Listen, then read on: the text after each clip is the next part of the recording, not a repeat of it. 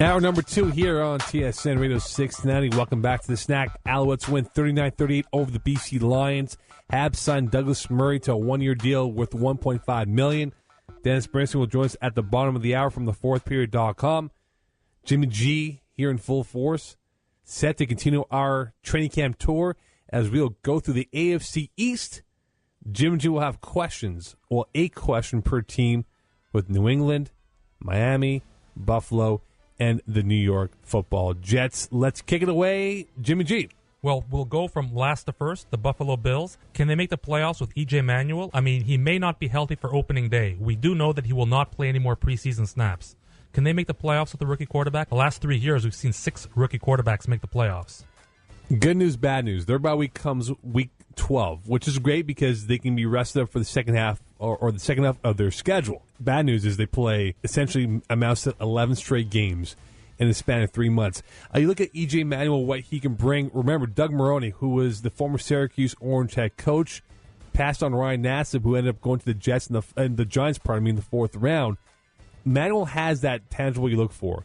He's a big, athletic quarterback, good arm, good vision, smart in the pocket, can buy himself time with his legs. But the one question that comes up, though, again, he will not be there for the rest of the preseason, having minor surgery on his lower body.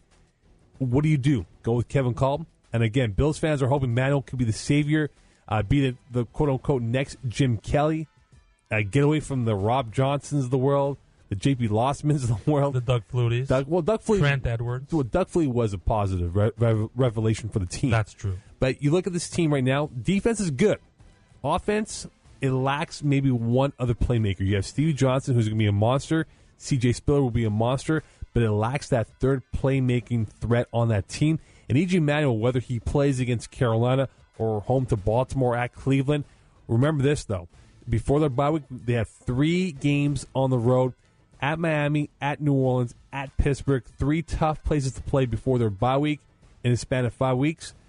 If they don't come away with at least a 7-4 record by the time the bye week arrives for them in early November, I think this may be not a lost season, but it will be very difficult for them to make the playoffs. But they do have a bright future ahead of them with E.J. Manuel. Well, we're going last to first, so next on the list is the New York Jets.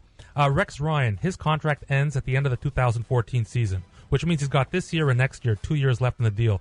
If the Jets struggle this year, do you think they fire him? Because mathematically speaking, in terms of finance, firing a coach with 2 years left in the deal is normal business practice. So therefore, you're not really losing that much money. So if they start 1-3, 1-4, and they're struggling, and the media's calling for his head, do you think the new GM is just going to get rid of him? John Isdick, the new GM of the Jets, look, already it's a bit of an awkward situation where Rex Ryan came out early in training camp and says, "Well, I'm not making the quarterback decision. It's a unified decision." Essentially saying that I don't have full power to do what I want to do as a head coach. Is Rex Ryan a lame duck? Indirectly, he is, because you look at this team right now. No way that they're going to go anywhere close or have a chance to sniff at a playoff spot with what they have on their roster. And in defense of Rex Ryan, he's a great defensive coach, great motivator, but it's sort of waned off quite a bit here. Players not really buying into what he has now.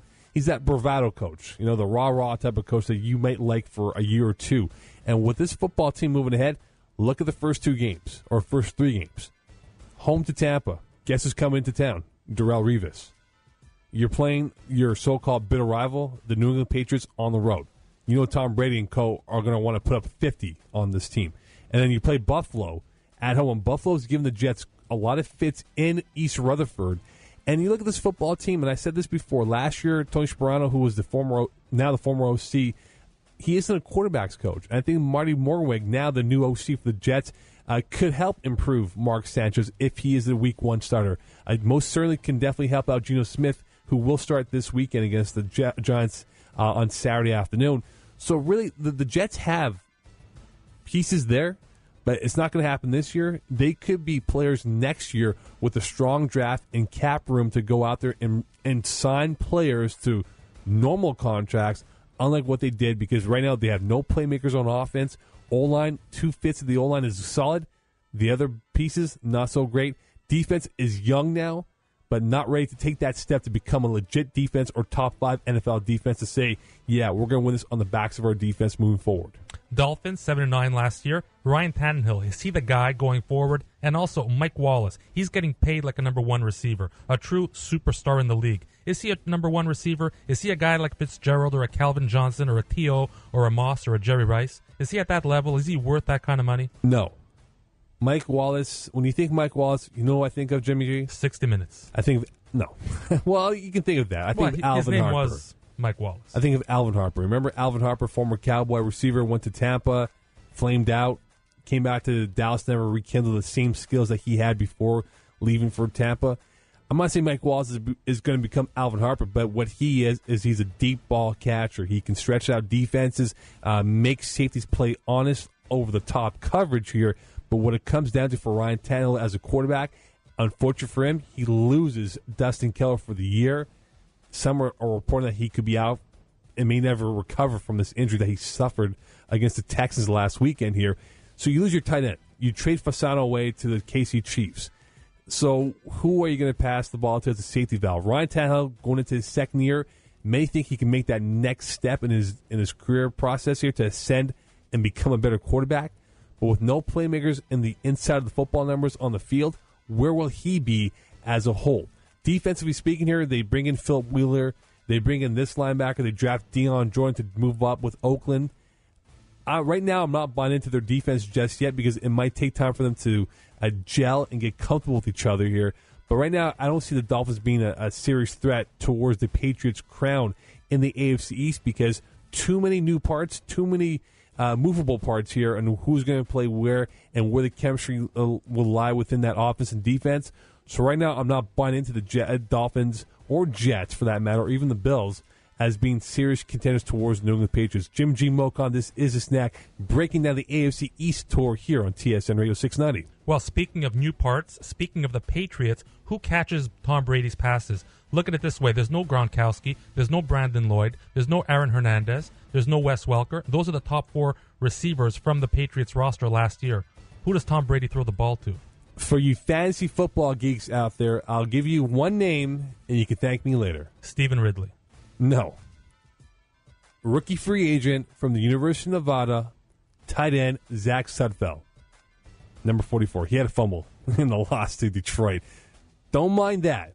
Zach Sudfeld is going to become the next Rob Gronkowski in the tight end heavy offense for the New England Patriots. What he will bring to the table is he's not like Rob Gronkowski off the football field here, but he has a lot of elements similar to Gronkowski. If he's healthy and if he's able to cure his ills of that fumble loss that he had on Thursday night against the Lions, he could be a dark horse draft pick for those out there. Of course, you look at the Patriots, and the one knock on the Pats, as I've always said the last couple of years, is the lack of a secondary that can compete with the big guns out there. They've missed that shutdown cornerback that they had once in Ty Law, Asante Samuel, who can take away one side of the football field, allow Rodney Harrison, everyone else to move around and Alice make Hobbs plays. being an example. Exactly. They've not had a shutdown cornerback in many years. I think their front seven is young, athletic, maybe a year away from becoming a good top 10 defense in the NFL. Tom Brady, remember 2003. He had no one on his receiving core. They won the Lombardi Trophy. I think with what he can do with this current squad, whether Danny Amendola can be healthy, we'll find out. But if they can get good production from their run game and Stephen Ridley, Shane Vereen, and whoever else will carry the football, that's going to be the key for the Patriots. Because, again, this team right now, Tom Brady, he's 36 years old. He wants to play till he's maybe 40, 42. Not many years left on that body here. So it is very important. It is imperative, to use that term, that they come out firing on all cylinders, and they will have a chip on their shoulder because people are paying them to not even go far this year.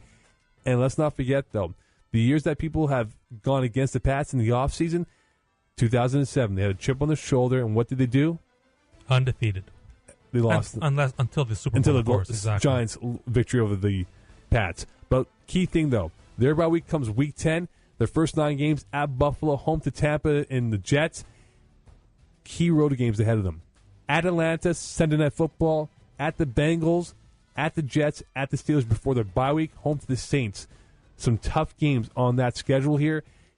My humble opinion, they have to be at least 6-3 to be in consideration for a top 3 spot in the AFC as a whole. If they're 5-4, not too bad because they can probably win the division with 10 wins this year. And of course, Zach Sutfeld, you're talking about from the University of Nevada, 6'7", 255 pounds. He's a big boy. He had a monster game against Arizona in the which bowl game was that in? I forget which bowl game it was. Arizona had won that game. It went back and forth. I think it was the New Mexico Bowl that they played in.